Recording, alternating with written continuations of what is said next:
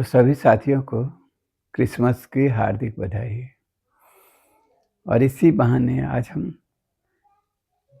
ईसा मसीह के बारे में कुछ बातचीत करेंगे, आपसे कुछ चर्चा करेंगे, क्योंकि मेरे लिए वो सिर्फ एक धार्मिक नेता अपने वक्त के या महापुरुष नहीं थे। हम उन्हें एक आदि विद्रोही के रूप में देखते हैं, सरी गली व्यवस्था के खिलाफ। और अपनी इस बात को संतुष्ट करने के लिए, अपनी इस बात को आपके समक्ष रखने के लिए थोड़ा बहुत हम इधर कुछ पढ़े और देखे, और उनके वक्तव्यों को उन्होंने जगह जगह पर समय समय पर विभिन्न मौक़ों पर जो कहा है उसको नोट करके रखे कि आज आपको सुनाएंगे। वो जो भी उनके कोटेशन है उसको आप भी गौर कीजिएगा उस पर, तो आपको ईसा मसीह के कुल व्यक्तित्व में एक नया पहलू दिखाई देगा। वैसे जैसी भावना होती है प्रभु की मूरत भक्तों को वैसे ही दिखती है। ईसा मसीह को मैं सिर्फ एक धार्मिक महापुरुष के रूप में या मसीहा के रूप में नहीं देखता। मुझे वे पाखंड और सरी गली व्यवस्था के खिलाफ आदि विद्रोही जैसे दिखते हैं, और उनके वक्तव्यों के शब्द अंधकार में दहकते हुए फूलों जैसे। अमीरी या धन लिप्सा के प्रति उनका यह वक्तव्य मेरे लिए सर्वाधिक प्रिय है, और अदानी अंबानियों जैसों के खिलाफ जो जनाक्रोश फूट पड़ा है, वैसे में उनके ये शब्द बेहद प्रासंगिक भी हैं। वे शब्द हैं, किसी धनवान का परमेश्वर के राज्य में प्रवेश करने की अपेक्षा ऊंट का सुई के छिद्र से निकल जाना ज्यादा सरल है। आपने धनवानों के द्वारा दान पुण्य और उनके द्वारा धर्मशाला और अनाथ आश्रम बनवाने की बात तो सुनी होगी, लेकिन ऐसे पाखंडियों के खिलाफ उनके इस वक्तव्य पर जरा गौर कीजिए। हे पाखंडी शास्त्रियों, फारसियों, तुम पर हाय। तुम पुदीने, सौंफ और जीरे का 10वां अंश तो देते हो, परंतु व्यवस्था की गंभीर बातों अर्थात न्याय, दया और विश्वास की उपेक्षा करते हो। तुम कटोरे और थाली को बाहर से मांजते हो, परंतु भीतर से वे हर प्रकार की लूट और असंयम से भरे हुए हैं। तुम पर हाय, तुम चूने से पुती कब्रों के समान हो, जो बाहर से तो सुंदर दिखाई देती हैं, परंतु भीतर मुर्दों की हड्डियां और सारी अशुद्धता से भरी हैं। और जब मंदिर प्रांगण से बाहर निकलते ईसा को उनके शिष्यों ने मंदिर की भव्यता दिखाई, तो उन्होंने कहा, मैं तुमसे सच कहता हूं, यहाँ एक पत्थर के ऊपर दूसरा पत्थर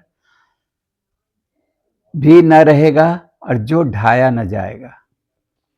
और विरोधियों से लड़ने की जो पद्धति गांधी बताते हैं और जिसकी खिल्ली उड़ाई जाती है, वे ईसा के ही शब्द हैं। आँख के बदले आँख और दांत के बदले दांत की जगह वे कहते हैं, जो तुम्हारे दाहिने गाल पर थप्पड़ मारे उसकी और दूसरी भी फेर दो। और अब आप ईसा के इन शब्दों की व्याख्या कैसे करेंगे? यह मत सोचो कि मैं पृथ्वी पर मेल करवाने आया हूं। मैं मेल करवाने नहीं, तलवार चलवाने आया हूं। ये सब किसी निरे धार्मिक नेता के का नहीं, व्यवस्था को बदलने वाले किसी आदि विद्रोही का ही हो सकता है। लेकिन बुराई और शोषण उत्पीड़न के खिलाफ उनके संघर्ष का तरीका उनका अपना था। उन्होंने बिना किसी खौफ के सत्ता को चुनौती दी और अपने लिए सर्वाधिक यातनादायक मृत्यु का मार्ग चुना। उन्हें कोड़ों से पीटा गया, कांटों का ताज पहनाया गया, उनका अपना सलीब उनसे खुद ढुलवाया गया और न सिर्फ रोमन साम्राज्य के करिंदे बल्कि यहूदी जनता के भी एक बड़े हिस्से ने उसका उपहास उड़ाया, उनका उपहास उड़ाया। लेकिन उनकी इस दारुण मृत्यु ने उनके समर्थकों और अनुयायियों के भीतर विक्षोभ की वह अग्नि जलाई जिसने अपने समय के सबसे शक्तिशाली रोमन साम्राज्य को जड़ से उखाड़ फेंका।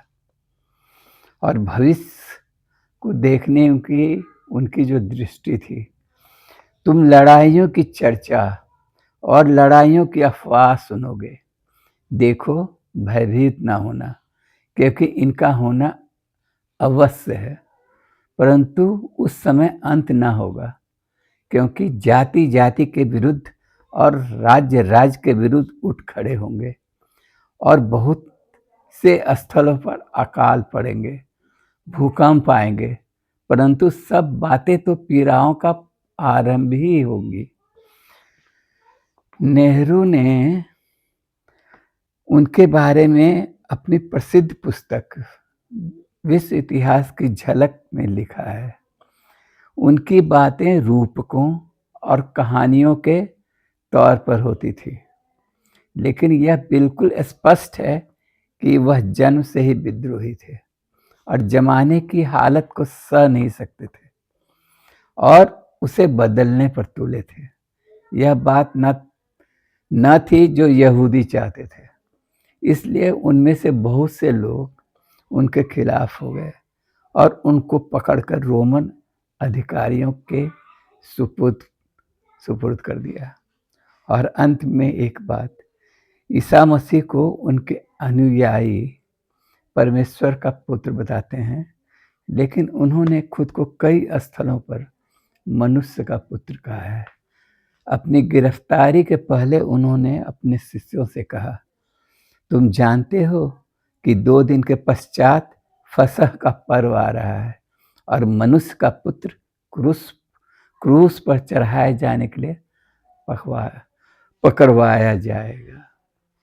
तो ईसा के बारे में और ईसा को लेकर उनके भक्तों के मन में जो असीम श्रद्धा है, बिना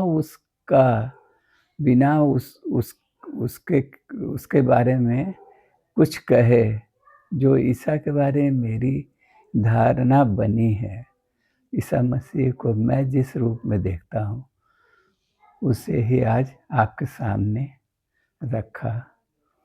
आप सबको क्रिसमस की हार्दिक बधाई। धन्यवाद। जोहार साथी।